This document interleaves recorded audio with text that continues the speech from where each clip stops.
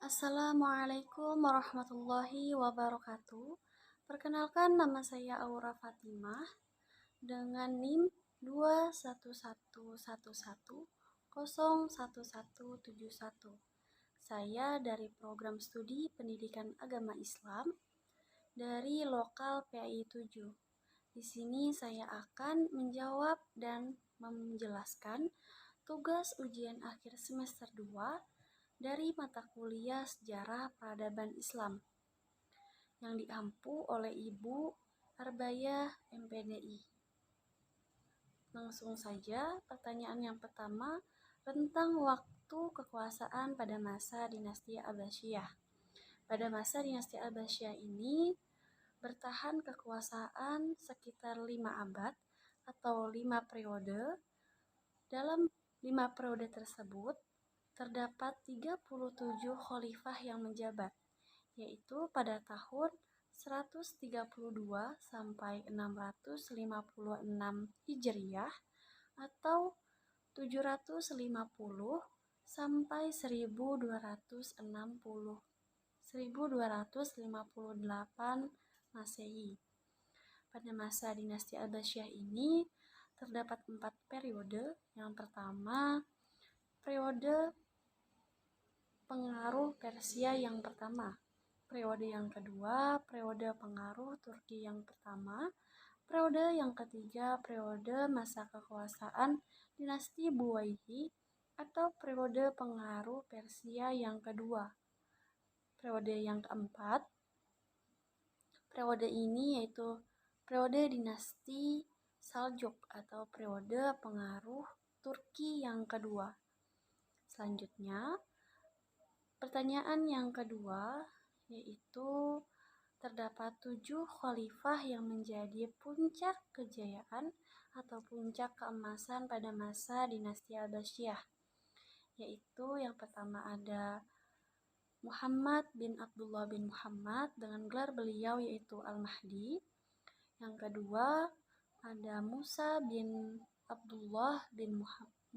Muhammad bin Abdullah dengan gelar beliau yaitu Al-Hadi. Yang ketiga Harun bin Muhammad bin Abdullah dengan gelar beliau yaitu Ar-Rasyid. Yang keempat ada Abdullah bin Harun bin Muhammad dengan gelar beliau yaitu Al-Ma'mun. Yang kelima Muhammad bin Harun bin Muhammad dengan gelar beliau yaitu Al-Mu'tasim. Yang keenam yaitu Khalifah Harun bin Muhammad bin Harun dengan gelar beliau yaitu Al-Wasiq. Dan yang terakhir yaitu Khalifah yang ketujuh ada Ja'far bin Muhammad bin Harun dengan gelar beliau yaitu Al-Mutawakkil. Selanjutnya, pertanyaan yang ketiga yaitu imam-imam mazhab hukum atau imam-imam mazhab fikih yang terdapat pada masa dinasti Abbasiyah. Pada masa dinasti Abbasiyah ini terdapat 4 mazhab hukum fikih, yaitu kita ketahui bersama bahwa kita ada 4 mazhab fikih.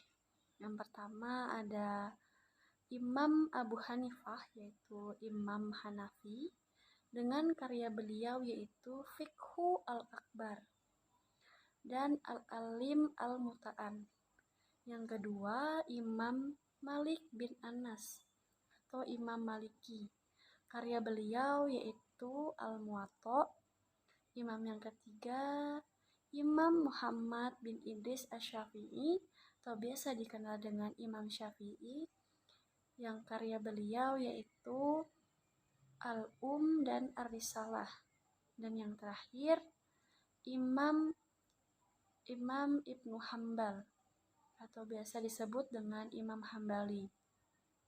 Karya beliau yaitu Al-Musnad Ibnu Hambal. Selanjutnya, pertanyaan yang keempat yaitu salah satu tokoh ahli dalam bidang kimia. Jabir Ibnu Hayyan ini merupakan ilmuwan muslim yang ada pada masa dinasti Abbasiyah.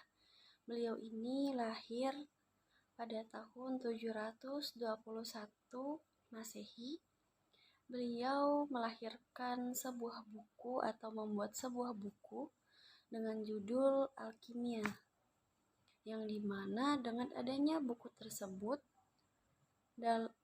sangat berpengaruh dalam pengembangan ilmu dalam bidang kimia. Salah satu penemuannya yang paling terkenal ialah dalam konsep besi dan logam.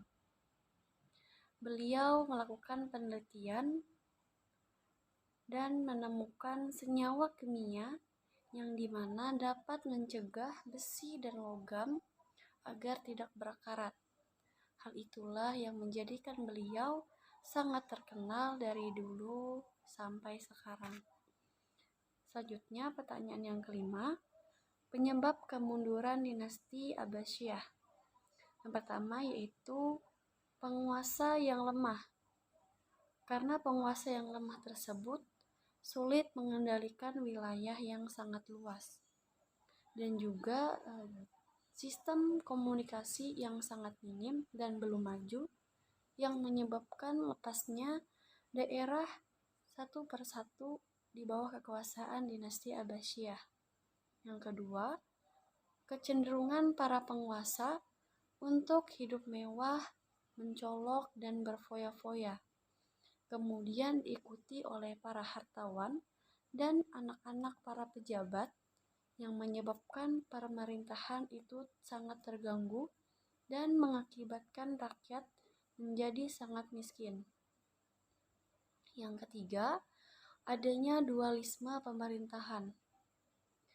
Secara de jure dipegang oleh pemerintahan dinasti Abbasiyah, sedangkan secara de facto pemerintahan itu digerakkan oleh tentara profesional asal Turki. Yang keempat, adanya praktik korupsi oleh para penguasa dan diiringi munculnya nepotisme yang tidak profesional di berbagai provinsi. Sekian yang dapat saya sampaikan. Apabila ada kesalahan saya mohon maaf. Wallahul muwaffiq ila aqwamit thoriq. Wassalamualaikum warahmatullahi wabarakatuh.